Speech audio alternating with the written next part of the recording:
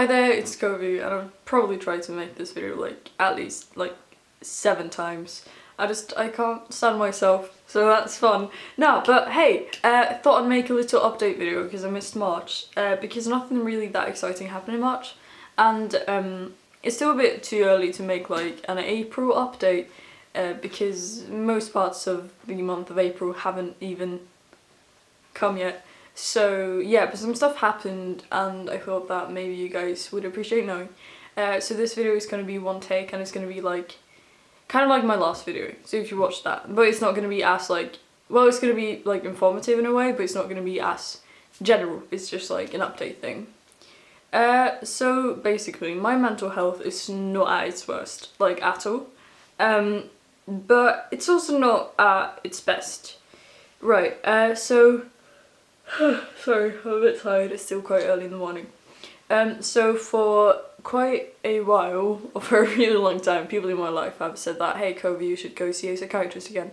Because I did it last year, but I stopped seeing her in like May because she didn't help, whatever.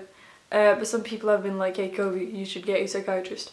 And as I've said before, I have been on a waiting list since last autumn, and that waiting list was half a year long, and it was for a gender therapist, or like a sexologist, psychiatrist in one type thing, who specialises in gender identity and like gender issues. And yeah, that waiting list was half a year long, and I would get a appointment this spring, more specifically around April, which is now. So I thought to myself like, hey, if I'm going to see a psychiatrist or a sexologist or like a gender therapist now anyway, then it will be kind of necessary to also get a psychiatrist if I'm seeing one in like 2 weeks. So a few weeks back I asked my mum if she could like check where I am on the waiting list to like for the gender therapist. So she did, but she didn't really say anything for a while, so I think it was on Friday I asked my mum again like, hey, have you contacted the person? And she was like, yeah, first he didn't answer my call, so I was told to send him an email, and then I just got an email back and I was like, cool, what did it say? And apparently something urgent has happened, so that I was pushed another half a year back on the waiting list. So I likely won't get an appointment, or I won't get an appointment until like September, October. And I don't know, it's just been kind of like, it's just really sucked. Like a lot, and I feel really, really bad because I usually don't like getting my hopes up, but this time I did get my hopes up, and I kind of needed to get my hopes up in order to be able to keep going. So it was just such like huge smack in the, or like punch in the face, you know, that like I have to wait another half a year, because I kind of made some plans or whatever after like what I was told would be the case with my gender therapist and when I would get an appointment, because in Norway you need to see a gender therapist for 1 year in order to get the diagnosis, or like at least 1 year before they can properly diagnose you.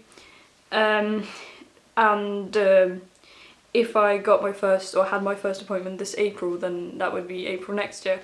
And in late August, early September-ish next year, I'm leaving for England and I'm going to be there for a year. So I thought like, hey, if I get the diagnosis in April, then I can do one or two things. One thing I can do to get like my transition costs covered is to go to the main hospital in Norway, which is like, I think that's the thing that most people do.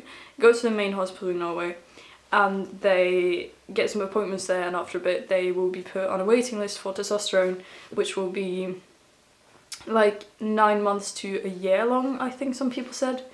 And when you've been on testosterone for a year, then you might later be able to get top surgery, and you'll be put on a waiting list and stuff. So it's a very, very long wait. But there are also private clinics, so when you have your diagnosis you could go to a private clinic and buy your testosterone yourself.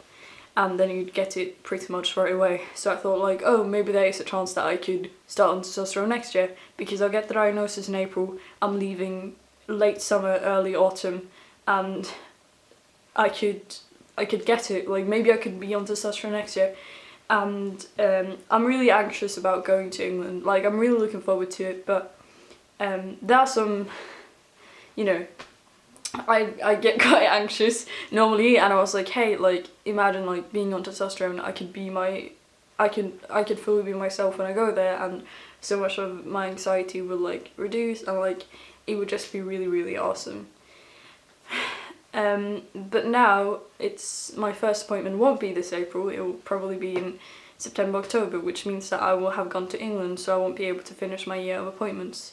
Then I won't be able to go to a private clinic to get my testosterone, plus like my parents need to be there and stuff, so I can't like, for example, go to a private clinic in England and buy my testosterone, plus that would be very complicated because of like I'm not in the health system in England or whatever. And I wouldn't be, I wouldn't be able to get the diagnosis. And then I probably wouldn't be able to be put on a waiting list or anything, so it made things a lot more complicated, and I probably won't be able to transition until like 3 years from now. And it's been really hard the last few days because it made me feel like I haven't made any type of progress like at all. And I know that a year to wait to get an appointment with a gender therapist probably doesn't seem like that long. Well, maybe it does.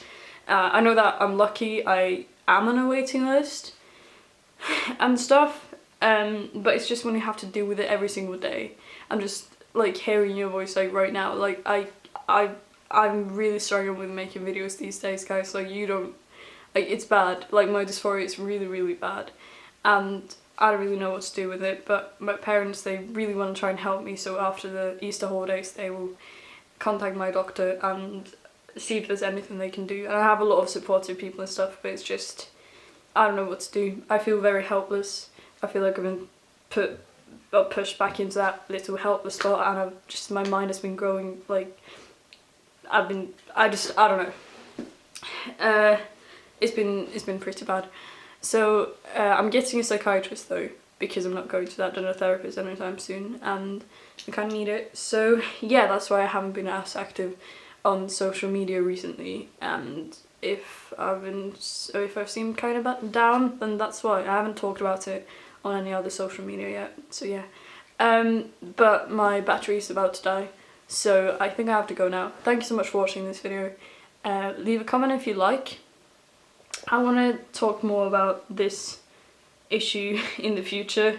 Oh, not issue, but like just like having to wait to transition and stuff. But currently I'm trying to figure out how to deal with it myself, as I'm seeing like people at 14 starting testosterone or people at 16 getting top surgery, and I'm over here just like ha ha ha. Yeah, like I have to wait maybe 3 years, and like acquaintances that like start testosterone after being out for like 3 months. Like it's just I don't know. Jealousy is bad, and it's not good for you, and dysphoria is ruining my head and my brain. I don't know what I'm saying. But yeah, I love you guys. Thanks so much for watching. Stay safe and have a great day. Eat, drink, and do not hurt yourselves. Okay, bye.